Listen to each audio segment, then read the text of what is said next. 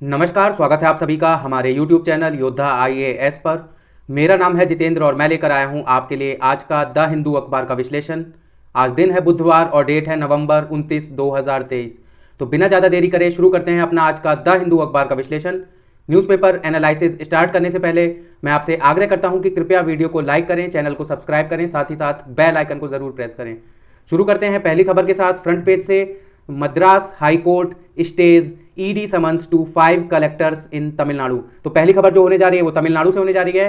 वहां पर देखने को मिला था कि 5 जिला कलेक्टरों को एक समन भेजा गया था एनफोर्समेंट डायरेक्टरेट के द्वारा, और इस समन में पूछा गया था, मांगा गया था इन 5 डिस्ट्रिक्ट कलेक्टर से कि उन्हें अपनी डिस्ट्रिक्ट के अंदर जितनी भी सैंड माइनिंग हुई है उसका पूरा डाटा लेकर मौजूद होना है ईडी के ऑफिस में, जिसे लेकर जो गवर्नमेंट है तमिलनाडु की वो पहुंचती है मद्रास हाईकोर्ट, और मद्रास हाईकोर्ट यहां पर ईडी के खिलाफ फैसला सुनाती है। मद्रास हाईकोर्ट का कहना है कि क्योंकि directorate of enforcement prevention of money laundering act 2002 के अंदर काम करता है, और इस एक्ट में कहा गया है कि अगर कहीं predicate of offence as well as the proceeds of crime were quintessential for initiating proceedings. तो यहां पर ईडी के पास कुछ होना चाहिए कि हाँ यहां पर कुछ फ्रॉड हुआ है या यहां पर कोई दिक्कत है, ये चीजें ईडी को पहले से उसके पास सबूत होने चाहिए या उसे पता होना चाहिए, बजाय लोगों के जो 5 डिस्ट्रिक्ट कलेक्टर को बुलाया गया है उन्हें बुलाकर उनसे सबूत मांगने के लिए या उनसे पूछने के लिए कि क्या ऐसा कोई ऑफेंस यहां पर देखने को मिला है तमिलनाडु के अंदर। तो इस चीज को लेकर मद्रास हाईकोर्ट ने जो ईडी का समन भेजा गया था 5 जिला कलेक्टरों को तमिलनाडु के अंदर, उसे खारिज कर दिया है और स्टे लगा दिया है। तो अब जो ईडी है उसके पास ये जो समन था इसे एक तरह से स्टे कर दिया गया है मद्रास की हाई कोर्ट के द्वारा। और कहा क्या है तो मैं आपको बता चुका हूं कि prevention of money laundering act 2002 के अंदर से ईडी अपना फंक्शन करती है, और इस एक्ट में लिखा हुआ है कि कहीं अगर प्रोसीड्स ऑफ क्राइम मिलते हैं या कहीं सबूत मिलते हैं ईडी को पहले से कि हाँ यहां पर जांच की जानी चाहिए, तभी ईडी को जांच करनी चाहिए, बजाय आकर पूछने के कि क्या यहां पर कोई घोटाला या कोई ऑफेंस हुआ है। तो इस चीज को लेकर स्टे लगा दिया गया है मद्रास की हाई कोर्ट के द्वारा। आगे आप खबर देख सकते हैं, tunnel ordeal ends all trapped workers rescued. तो जो हमारे साथ न्यूज़पेपर कवर कर रहे हैं, तो मैंने बताया था आपको कि सबसे पहले हॉरिजॉन्टल मेथड से ये लोग ड्रिलिंग कर रहे थे ऑगर मशीन की मदद से, जिसके बाद ऑगर मशीन का जो ब्लेड है वो टूट जाता है। इसके बाद वर्टिकल ड्रिलिंग की कोशिश होती है, लेकिन वहां पर भी हमें देखने को मिला कि दिक्कत थी। इसके बाद मैनुअल रैट माइनिंग होल बनाया जाता है, और ये हॉरिजॉन्टल ही बनाया जाता है वहाँ के मजदूरों के द्वारा, साथ ही साथ जो हमारी रेस्क्यू एजेंसी थी ये उसका असिस्ट कर रही थी। जिसके बाद देखने को मिला कि शाम को करीबन 8 बजे के बाद 41 मजदूरों को टनल से सेफली बाहर निकाल लिया गया, और वहाँ पर एम्बुलेंसेज पहले से मौजूद थी और डॉक्टर्स की टीम भी वहाँ पर मौजूद थी। जिसके बाद इन्हें निकालने के बाद थोड़ा इनका प्राइमरी चेकअप किया गया, उसके बाद इन्हें एम्बुलेंसेज में बिठाकर पास के अस्पतालों में भेज दिया गया, जहां करीबन 48 से 72 घंटे तक ये ऑब्जर्वेशन में रहेंगे, मेडिकल ऑब्जर्वेशन के अंदर। साथ ही साथ यहां पर हमें देखने को मिला कि इन जो मजदूर फंसे हुए थे उन्हें 1 लाख पर हेड कंपेंसेशन दिया गया है, प्रति व्यक्ति 1 लाख रुपए का कंपेंसेशन यहाँ दिया गया है सरकार के द्वारा, उत्तराखंड की जो गवर्नमेंट है उसके द्वारा। अब यहाँ पर जब ये प्रक्रिया चल रही थी उस समय दिल्ली में मीटिंग चल रही थी कैबिनेट की, लेकिन मीटिंग के बावजूद वहाँ जो प्रधानमंत्री थे और साथ ही साथ राष्ट्रपति भवन में जो राष्ट्रपति हैं द्रौपदी मुर्मू, वो भी देख रही थी इस रेस्क्यू ऑपरेशन को, और जब ये कंप्लीट हो जाता है रेस्क्यू ऑपरेशन तो बधाइयां दी जाती हैं टीम्स को। आगे हम चलते हैं। अब यहां से एक मणिपुर से न्यूज निकल कर आई है। तो सुप्रीम कोर्ट ने कहा था मणिपुर की गवर्नमेंट से कि जितने भी लोग वहां पर मुर्दा घरों के अंदर पड़े हुए हैं उनका सबका जानकारी और डाटा हमें लेकर आइए। जिसके बाद बताया जाता है कि 169 लोग आइडेंटिफाइड हो चुके हैं जिनकी बॉडीज जो हैं वो मुर्दा घर के अंदर पड़ी हुई है, मई से ही आपको याद रखना है। जिसके बाद जो सुप्रीम कोर्ट है वो भड़क जाती है इस चीज़ को सुनकर, और वो कहती है कि हम उन बॉडीज को हमेशा के लिए मुर्दा घर में नहीं रख सकते, और जल्दी से जल्दी उनके लास्ट राइट्स करवाइए, उनकी फैमिलीज को ढूंढिए, जिनकी फैमिलीज अभी तक नहीं मिल पाई हैं उनकी फैमिलीज को ढूंढिए। अब यहाँ पर 175 टोटल जो लोग हैं वो मुर्दा घरों में पड़े हुए हैं, जिनमें से 169 की शिनाख्त कर ली गई है, और इसके बाद सुप्रीम कोर्ट की टिप्पणी आई है कि जिसकी शिनाख्त कर ली गई है उसे जल्दी से जल्दी उसकी फैमिली के साथ भेजा जाए उस लाश को, ताकि वो वहां पर उसका अंतिम संस्कार कर सकें। आगे हम चलते हैं।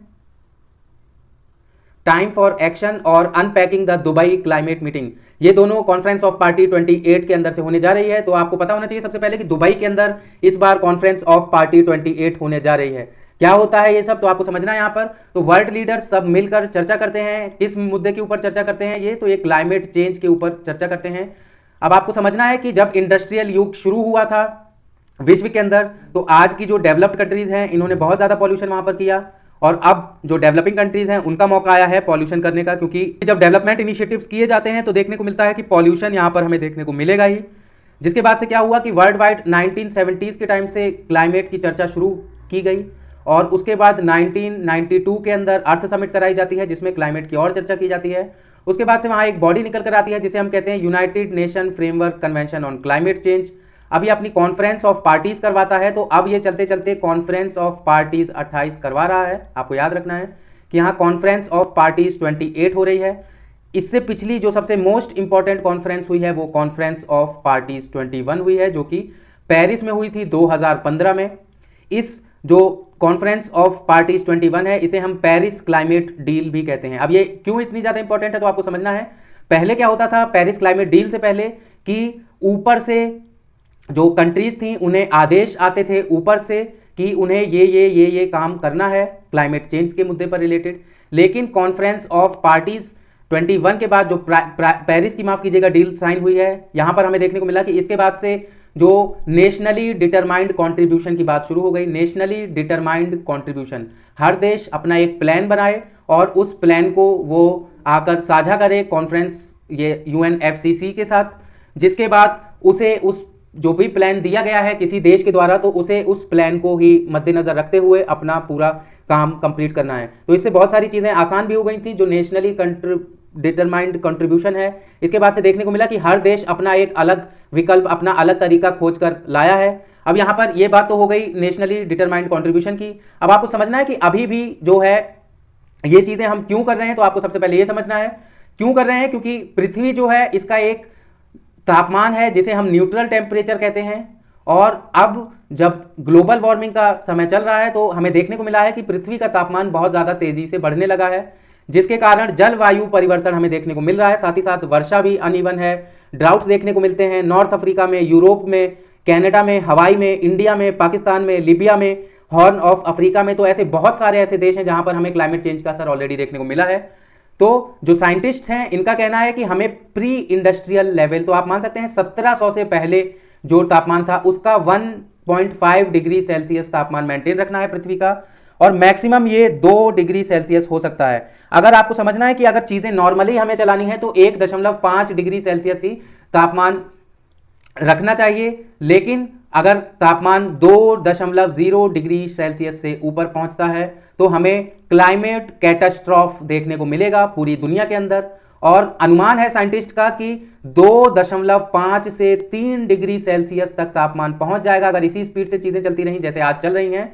और ये कब पहुंचेगा? 2100 तक, जिसके बाद बहुत इसके भयावह परिणाम हमें देखने को मिलेंगे। तो इन सब चुनौतियों से लड़ने के लिए जो एक कॉन्फ्रेंस शुरू की गई जिसका नाम था कॉन्फ्रेंस ऑफ पार्टीज, तो उसका 28th एडिशन इस साल दुबई में होने जा रहा है। दिसंबर 12 तक ये होगा और दुबई के अंदर ही ये होगा। यहाँ पर डिस्कशन होगा, यहाँ पर अलग अलग गवर्नमेंट के रिप्रेजेंटेटिव आएंगे, इंडस्ट्रियलिस्ट पहुंचेंगे, एक्टिविस्ट पहुंचेंगे, और इंडिजीनियस पीपल जो हैं, जो चाहते हैं लोग, जो पुराने लोग हैं, जो चाहते हैं कि पुरानी परंपरा जो जैसे चलती थी विश्व के अंदर खेती की या किसी अन्य चीज़ की, वो वैसे ही चलती रही, तो वो सब इस कॉन्फ्रेंस ऑफ पार्टीज में हिस्सा लेने पहुंचेंगे। करंट गोल मैं आपको बता चुका हूं कि करंट गोल है हमें कि हमें 1.5 डिग्री सेल्सियस से कम का तापमान रखना है 2100 से पहले तक, और मैक्सिमम ये 2 डिग्री सेल्सियस तक पहुंच सकता है। अब आपको देखना है यहां पर जब रियलिटी की बात हो तो ग्राउंड रियलिटी क्या है कि हर साल हमें 8% हमारा जो एमिशन है, जो हम कार्बन डाइऑक्साइड एमिट करते हैं या other green house gases emit करते हैं, ये एमिशन हमें हर साल 8% कम कर देना है। लेकिन इसके बावजूद हमें देखने को मिला है कि जो एमिशंस हैं वो 1.2% के साथ ग्रो कर रहे हैं 2021 और 22 की हम जब बात करेंगे। तो अगर यही रेट चलता रहा तो 2100 तक हमें देखने को मिलेगा कि 2.5 डिग्री सेल्सियस से 3 डिग्री सेल्सियस तक का तापमान पृथ्वी का न्यूनतम जो एवरेज टेम्परेचर है पृथ्वी का वो हो जाएगा, जिससे हमें क्लाइमेट बहुत खराब स्थिति में नजर आएगा। और इन्हीं सभी चीजों से लड़ने के लिए कॉन्फ्रेंस ऑफ पार्टीज कराई जा रही है। यहां इन पार्टीज में एक और मुद्दा है, तो मैं आपको पॉइंट्स में बता देता हूं। पहला जो कॉन्फ्लिक्ट का पॉइंट है वो है फॉसिल फ्यूल का। अब जैसे हम भारत की बात करेंगे तो भारत एक डेवलपिंग नेशन है और भारत के अंदर कोयले की ज़रूरत अभी बहुत ज़्यादा है, क्योंकि 50% से ज़्यादा जो हमारी बिजली का उत्पादन होता है वो कोयले से ही होता है। अब जो बाहर के विदेशी देश हैं वो कोयले को ही ज़्यादा टारगेट कर रहे हैं, जबकि जानना है कि जो हमारे फॉसिल फ्यूल्स हैं इसमें बहुत कुछ आता है, पेट्रोलियम भी इसके अंदर आएगा, तो यहाँ पेट्रोलियम की इतनी बात नहीं होती है, यहाँ बेसिकली बात होती है कोयले की।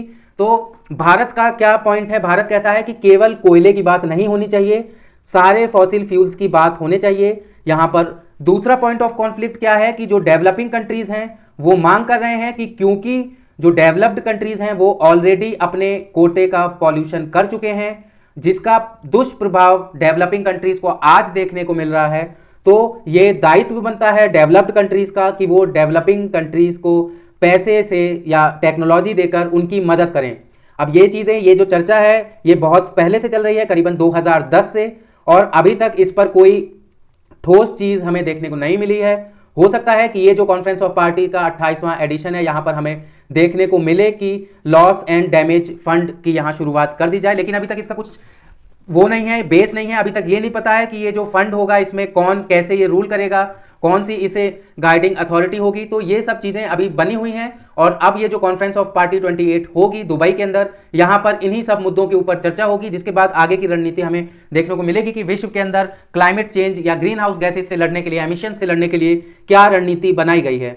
आगे हम चलते हैं, the challenge of maritime security in the global south. तो न्यूज़पेपर जो हमारे साथ कवर करते हैं, मैं आपको बताता चलता हूं कि कैसे चाइना, यूक्रेन, ये सब क्या चाहते हैं, ये डोमिनेशन चाहते हैं सीज के ऊपर। और अगर हम केवल ग्लोबल साउथ की बात करें तो ग्लोबल साउथ में Indian Ocean region, Pacific, South Pacific जो हमारा है, साउथ चाइना सी है, तो यहां पर आपको देखने को मिलता है कि कैसे चाइना जो है वो कोशिश रखता है कि वो डोमिनेंट फोर्स बनकर आए, जिसे लेकर जो बाकी देश हैं जैसे Bharat, Japan, Philippines, Australia, New Zealand, US, ये सब सस्पिशियस रहते हैं चाइना की इस एक्टिविटी से लेकर। अगर हम यूक्रेन की बात करें तो यूक्रेन के पास है ब्लैक सी, और ब्लैक सी में देखने को मिला है कि वो कोशिश रखता है कि रशिया को वो ब्लैक सी के अंदर डोमिनेट कर ले, जिसकी वजह से हमें, जिसके कुछ अंशों के कारण हमें युद्ध भी देखने को मिला है रशिया और यूक्रेन के बीच में।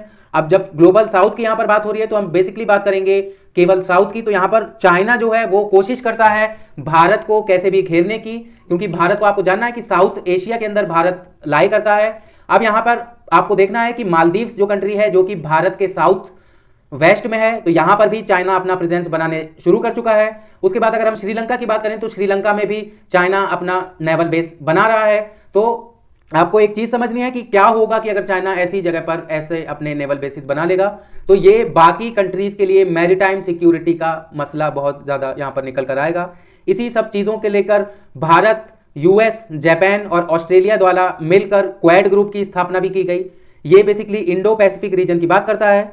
जो हमारा क्वाड ग्रुप की जो स्थापना की गई है, ये बेसिकली जो बात करता है वो इंडो पैसिफिक रीजन की बात करता है। यहाँ पर और भी इनिशिएटिव्स शुरू किए गए, जैसे एक ऑकस इनिशिएटिव है जिसमें ऑस्ट्रेलिया, यूके और यूनाइटेड स्टेट्स शामिल हैं। ये भी मैरीटाइम सिक्योरिटी से रिलेटेड ही बात करते हैं। अब आपको यहाँ एक और चीज देखनी है कि भारत इन सब चीजों से लड़ने के लिए क्या तैयारी रखता है। तो भारत दूसरे देशों के साथ मिलकर युद्ध अभ्यास करता है। जैसे एक एक्सरसाइज है युद्ध अभ्यास जो कि भारत यूएस के साथ मिलकर करता है, और मालाबार एक्सरसाइजेस की अगर हम बात करें तो इस बार जापान भी शामिल हुआ यूएस के साथ, भारत मिलकर मालाबार एक्सरसाइजेस की भी यहां पर करता है। तो ये सब चीजें जो चल रही हैं ये मैरीटाइम सिक्योरिटी से रिलेटेड हैं। अब यहां पर अगर हम मिडिल ईस्ट की बात करें तो जहां पर अफ्रीकन कॉन्टिनेंट और मिडिल ईस्ट का जो साउथ अरेबिया का कॉन्टिनेंट है, जहां पर नीचे यमन आपको देखने को मिलेगा, उसके राइट में आपको जो कि ईस्ट है उसमें आपको ओमान देखने को मिलेगा। तो वहां पर भी बहुत ज्यादा कॉन्फ्लिक्ट पॉइंट बना हुआ है कि कौन सी मिलिट्री, वहां पर चाइना का भी प्रेजेंस है। यहां हम बात कर रहे हैं इथोपिया के आसपास की जगह की, जो केनिया के आसपास की जगह की, जो कॉन्फ्लिक्ट का पॉइंट बना हुआ है। यूएस की जो नेवल ड्रिल्स है वो भी वहां पर चलती है। उसके बाद अगर हम बात करें भारत की, तो भारत की नेवल ड्रिल भी वहां पर चलती है। चाइना भी अपना बेस बनाने की वहां पर कोशिश करता है। इन आइलैंड्स का नाम है दिजबोती आइलैंड्स, आपको याद रखना है, ये इंपॉर्टेंट है, दिजबोती आइलैंड्स। तो यहां पर एक ये हमारा मिडिल ईस्ट से हमें देखने को मिलता है, अरेबियन सी के आसपास।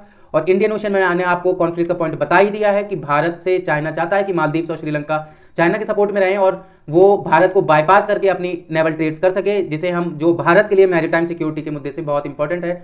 उसके बाद अगर हम बात करें साउथ चाइना सी की, तो वहाँ की जो सराउंडिंग कंट्रीज है जैसे कि वियतनाम है, इंडोनेशिया है, फिलीपींस है और यहाँ जापान भी अगर हम ले लें, तो ये सब भी कंसर्न्ड है क्योंकि चाइना कोशिश करता है कि साउथ चाइना सी के ऊपर उसका दबदबा बन जाए। तो ये मैरीटाइम सिक्योरिटी की यहाँ पर इस एडिटोरियल में बात हुई है, क्या क्या मसला चल रहा है विश्व के अंदर, तो वो मैंने आपको बताने की कोशिश की है। आगे हम चलते हैं। The need to disclose political donations. तो इसे शुरू करने से पहले हम समझ लेते हैं कि क्या है। तो मान लेते हैं कि ये एक पॉलिटिकल पार्टी है ए और दूसरी हमारी पॉलिटिकल पार्टी है बी, और ये किसी देश के, कोई देश है एक्स, ये इस देश की नेशनल पॉलिटिकल पार्टीज हैं और ये जा रही हैं चुनाव लड़ने। अब आपको एक चीज देखनी है कि ए पॉलिटिकल पार्टी को मान लेते हैं कि इसे मिलते हैं 10,000 रुपए पॉलिटिकल फंडिंग के तौर पर, और बी जो हमारी पॉलिटिकल पार्टी है उसे मात्र 100 रुपए अगर मिलते हैं पॉलिटिकल फंडिंग के उस पर। तो हमें, आप कह सकते हैं कि कोई भी जीत सकता है, लेकिन यहां पर अगर हम रियलिटी की बात करें तो ए पॉलिटिकल पार्टी जीतने के ज़्यादा करीब खड़ी रहती है, क्योंकि इसके पास जो पॉलिटिकल फंडिंग है वो बहुत ज़्यादा है। अब यहां पर भारत की अगर हम बात करें तो भारत के एग्जाम्पल से आप समझिए, जो भारतीय जनता पार्टी है उसका अगर हम टोटल एसेट्स की बात करें तो उसके पास करीबन 4,800 करोड़ रुपए का कुल एसेट यहां मौजूद है। अब ये सेकंड नंबर की जो हमारी पार्टी है जिसका नाम है बहुजन समाज पार्टी, बीएसपी जिसे हम कहते हैं, तो इसके पास करीबन 668 करोड़ रुपए का एसेट मौजूद है। तीसरी हम बात करें, तीसरे नंबर पर हमारी आती है कांग्रेस पार्टी जिसके पास करीबन 500 करोड़ रुपए का एसेट मौजूद है। तो ये तीन पॉलिटिकल पार्टीज, अगर हम भारत की बात करें तो भारत के अंदर ये सबसे अमीर पॉलिटिकल पार्टीज मानी जाती हैं। अब आपको डिफरेंस समझना है कि भारतीय जनता पार्टी के पास कितना पैसा है और बाकी पार्टीज के पास कितना पैसा है। उसके बाद अगर हम बात करें डोनेशन की, तो आपको पता होना चाहिए कि भारतीय जनता पार्टी को करीबन 70 से 80, 70% आप मान लीजिए 70% कुल डोनेशन का दिया जाता है। मान लीजिए कि 100 रुपए डोनेशन में दिए जा रहे हैं सभी पार्टीज को, जिसमें आपको देखने को मिलेगा कि 70 रुपए जो हैं वो भारतीय जनता पार्टी के खाते में पहुंचेंगे। तो आप यहां से समझ सकते हैं कि एक जो election victory Bharatiya Janata party लगातार करती जा रही है उसका एक बहुत बड़ा फैक्टर है कि उसे जो पॉलिटिकल डोनेशन है वो बहुत ज्यादा मिल रहा है। अब यहां पर इस आर्टिकल में बात हुई है यूनाइटेड स्टेट्स ऑफ अमेरिका की, तो हम यूनाइटेड स्टेट्स ऑफ अमेरिका से समझते हैं कि वहां पर क्या प्रावधान है पॉलिटिकल डोनेशंस को लेकर। अब यहां पर 1910 से शुरू करते हैं। तो 1910 में यूनाइटेड स्टेट्स ऑफ अमेरिका के अंदर एक एक्ट लेकर आया गया जिस एक्ट का नाम था पब्लिक फंडिंग एक्ट। और इस एक्ट के तहत क्या किया गया, तो इसके तहत दो चीजें की गई कि जितनी भी पॉलिटिकल फंडिंग है उसका सारा डाटा पब्लिक स्फीयर में प्रोवाइड कराया जाएगा पॉलिटिकल पार्टीज के द्वारा, और दूसरा कि लिमिट्स लगा दी गई कि कितना मैक्सिमम पैसा पॉलिटिकल डोनेशन दिया जा सकता है या लिया जा सकता है किसी पॉलिटिकल पार्टी के द्वारा। तो आप समझ सकते हैं पहली चीज क्या की गई कि जो भी पॉलिटिकल पार्टी है उसे अपनी फंडिंग को पब्लिक करना पड़ेगा कि कहां से उसे कितनी फंडिंग मिली है, और दूसरी जो चीज है कि कितनी मैक्सिमम फंडिंग कोई पॉलिटिकल पार्टी ले सकती है, इस पर लिमिट सेट कर दी गई। ये पहले ये एक्ट के थ्रू किया गया यूनाइटेड स्टेट्स ऑफ अमेरिका में, पब्लिक फंडिंग एक्ट इसका नाम है। अब इसके बाद इसी को अगर आप भारत के साथ कंपेयर कर दीजिए तो क्या भारत के अंदर ऐसा कोई प्रावधान है जिससे हम पता लगा सकें कि कितनी पॉलिटिकल फंडिंग किस पार्टी को की गई, तो ऐसा कोई प्रावधान नहीं है। ये हमें पता चल जाता है डाटा से, लेकिन ऐसा कोई प्रावधान, ऐसा कोई एक्ट अभी तक नहीं है पार्लियामेंट का। उसके बाद अगर हम मैक्सिमम लिमिट की बात करें कि कितनी मैक्सिमम पॉलिटिकल फंडिंग कोई पार्टी ले सकती है, तो इसका भी कोई प्रावधान भारत के अंदर नहीं है। अब आप यहीं से समझ सकते हैं कि ये दो चीजें कितनी ज्यादा जरूरी हैं एक डेमोक्रेसी के अंदर, क्योंकि यहां पर हम बात कर रहे हैं इलेक्टोरल जस्टिस की और डेमोक्रेसी की। तो आपको समझना चाहिए कि अगर हम अनचेक्ड रखेंगे कि कोई पार्टी कितना भी ज्यादा पैसा पा जा रही है और कहीं से भी वो फंडिंग उठा ले रही है, तो ये डेमोक्रेसी के कितने खिलाफ चीज है। और दूसरी चीज अगर हम समझेंगे इलेक्टोरल जस्टिस की, कि जो कोई व्यक्ति जाकर वोट करने गया है और उसे मनी पावर अगर उसे खींच लेती है अपनी तरफ, पैसा उसे अपनी तरफ खींच लेता है, तो ये इलेक्टोरल जस्टिस नहीं कहलाएगा, चुनावी कानून इसे हम नहीं कहेंगे, ये कोई न्याय हमें नहीं मिला है इलेक्शन करवाने के बाद भी। तो ये दो चीजों से रिलेटेड ये टेक्स्ट एंड कंटेक्स्ट लिखा गया है, आप समझ चुके होंगे इसे। आगे हम चलते हैं। RBI's latest move to increase risk weights for lending. तो ये रिजर्व बैंक ऑफ इंडिया की तरफ से एक सर्कुलर जारी हुआ है नॉन बैंकिंग फाइनेंशियल कंपनीज को, साथ ही साथ बैंकों को जो कि शेड्यूल्ड बैंक हैं, कि अब जो भी आप डोनेशन, माफ कीजिएगा, जो भी आप लोन देंगे या क्रेडिट देंगे, आपको जो रिस्क वेट का हम एसेट रखते हैं उसे आपको ज़्यादा रिजर्व रखना पड़ेगा। तो आप प्रक्रिया समझ लीजिए। सबसे पहले क्या होती है, मान लेते हैं कि आप ए हैं और आपने जाकर एक क्रेडिट कार्ड लिया जिसकी लिमिट है करीबन 1 लाख रुपए। तो यहां पर अब जब इसकी 1 लाख रुपए क्रेडिट लिमिट है, तो जो हमारा रिजर्व रिस्क वेट क्या है, तो हम जो बैंक होगा वो क्या करेगा, कुछ पैसा रिजर्व रखेगा, और ये कितना पैसा रिजर्व रखेगा ये डिसाइड आरबीआई के बेंचमार्क्स करेंगे। तो मान लेते हैं कि ये 100% रिजर्व रखेगा, मतलब अगर इसका 1 लाख का क्रेडिट इसने आपको दिया है तो ये 1 लाख रुपए रिजर्व में रखेगा कि मान लेते हैं कि आप अब कभी क्रेडिट नहीं चुकाते हैं तो कोई रिस्क नहीं आएगा बैंक की क्रेडिट देने की क्षमता के ऊपर। तो आपको समझना है अब क्या किया है आरबीआई ने इस ये जो 100% मैंने आपको बताया कि कितना पैसा रखना है, इसे 150% कर दिया है क्रेडिट कार्ड के लिए, जो कि शेड्यूल्ड कमर्शियल बैंक के लिए किया गया है, और 125% कर दिया गया है हमारा नॉन बैंकिंग फाइनेंशियल कंपनीज के लिए। तो ये बढ़ा दिया गया है, इसे हम कहते हैं रिस्क वेट टू एसेट। तो हमने जो लोन दिया है उसका मान लेते हैं हम पहले ही कि हो सकता है कि ये चुकाया नहीं जाएगा, तो जिसे लेकर हम कुछ फंड रिजर्व में रख लेते हैं अपने पास। अब यहां जरूरी नहीं कि 1 लाख पर 1 लाख रुपए रख लें, कुछ फंड जो भी आरबीआई डिसाइड करेगा उतना हम रिजर्व में रख लेंगे, और उतना रिजर्व हमारे पास हर वक्त मौजूद होना चाहिए, जिससे कभी रिस्क अगर आता है लोन रिपेमेंट में या क्रेडिट रिपेमेंट में तो ये चुकाया जा सकता है। अब ये किन किन चीजों पर लागू नहीं होगा, तो ये हाउसिंग लोन्स के ऊपर लागू नहीं होगा, एजुकेशन लोन्स के ऊपर लागू नहीं होगा, व्हीकल लोन्स के ऊपर नहीं लागू होगा, लोन्स जिन्हें सोना रखकर या गोल्ड की ज्वेलरी, सोने की ज्वेलरी रखकर सिक्योर किया जाता है उनके ऊपर ये लागू नहीं होगा। बेसिकली आपको समझना है कि ये क्रेडिट कार्ड्स के लिए बेसिकली किया गया है आरबीआई द्वारा, क्योंकि देखने को मिला था कि क्रेडिट कार्ड बहुत ज्यादा बढ़ते जा रहे हैं भारत के अंदर। जो क्रेडिट कार्ड और छोटे लोन लेने की जो चीजें हैं जिन्हें हम रिस्क लोन कहते हैं, जिसमें हम किसी का अनसिक्योर्ड डाटा लेते हैं, जिसे हम कहेंगे अनसिक्योर्ड पर्सनल लोन्स या क्रेडिट कार्ड। तो इन सब चीजों के लिए बेसिकली ये आरबीआई का लेटेस्ट सर्कुलर जारी हुआ है, जिसमें इन्होंने इंक्रीज कर दिया है 25% पॉइंट्स के साथ जो रिस्क वेट एसेट का रिक्वायरमेंट है किसी भी बैंक या नॉन बैंकिंग फाइनेंशियल कंपनीज का। आगे हम चलते हैं। Congress delegation meets election commission reiterates complaint against Modi Shah. तो यहां पर कांग्रेस का एक डेलीगेशन है जिसने इलेक्शन कमीशन से जाकर मीटिंग की है और कहा है कि मोदी और अमित शाह दोनों ने मॉडल कोड ऑफ कंडक्ट का उल्लंघन किया है, जिसके लिए इन्हें नोटिस इशू की जानी चाहिए। और इसी को लेकर कांग्रेस का ये जो दल है ये जाकर इलेक्शन कमीशन से मिला। अब जो भी इस पर कार्रवाई होगी वो हम आगे देखेंगे। अब आपको एक चीज और याद रखनी है कि 30 नवंबर को तेलंगाना के अंदर चुनाव भी होने जा रहा है। अब यहां एक अगली न्यूज है, supreme court panel submits report on Manipur victims. तो मणिपुर में जैसा कि आप जानते हैं कि 3 मई से वहां पर हिंसा की स्थिति बनी हुई थी 2 समुदायों के बीच में।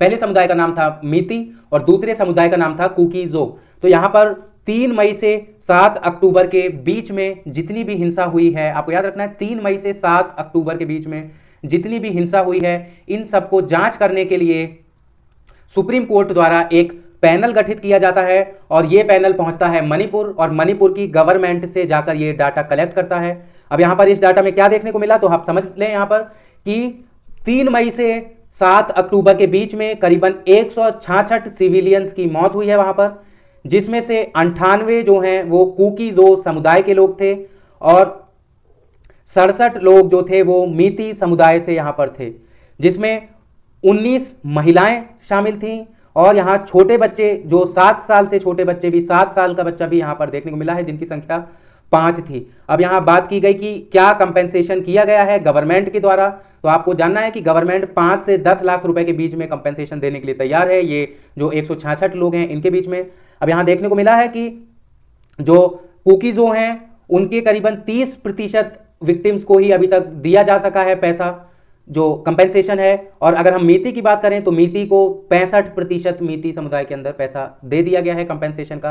अब आपको यहां भी डिफरेंस समझना होगा कि अभी भी कुकीजो को, जो विक्टिम्स हैं कुकीजो के, उन्हें मात्र 30% फैमिलीज को ही अभी तक जो कंपेंसेशन मिलना था वो मिला है, बाकियों को अभी नहीं दिया गया है। और अगर हम मीती की बात करें जो कि डोमिनेंट समुदाय है, जिन्होंने ज्यादा हिंसा की है यहां पर, उन्हें हमें देखने को मिला है कि उन्हें जो 65% फैमिलीज को कंपेंसेशन दे दिया गया है।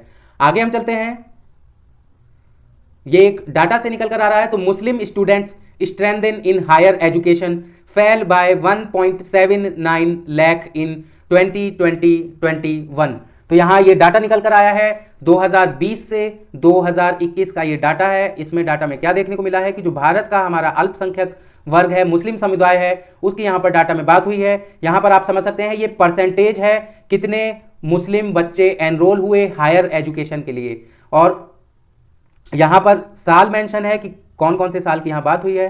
तो यहाँ पर हम 4.83 ये मेल हैं नीले से और लाल से फीमेल हैं। अगर हम 2016-17 की बात करें तो 4.83 लाख मेल ये हायर एजुकेशन के लिए रजिस्टर किए गए, और फीमेल की बात करें तो 4.92 लाख।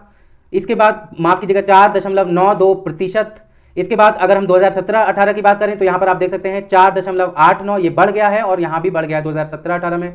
2019-20 में भी 18-19 माफ कीजिएगा, इसमें भी बढ़ गया है। उसके बाद 2019-20 में भी बढ़ गया है। इसके बाद हमें देखने को मिला है डाउनफॉल चला गया है इस चीज में, और कितना डाउनफॉल गया है कि केवल 4.5% मेल और 4.8% फीमेल ही हायर एजुकेशन परस्यू कर रही हैं मुस्लिम कैटेगरी के अंदर। तो मुस्लिम स्टूडेंट जो हैं, आपको समझना क्या है कि जो मुस्लिम स्टूडेंट हैं इनकी जो संख्या है हायर एजुकेशन के अंदर वो गिर गई है 1.79 लाख से 2020 और 21 के दौरान। तो यहां पर आपको क्या चीज समझनी है कि ये जो कम्युनिटी है, आपको एक चीज समझनी है कि 2020 और 21 में हमें देखने को मिला कि वहां पर कोरोना का लॉकडाउन हो जाता है।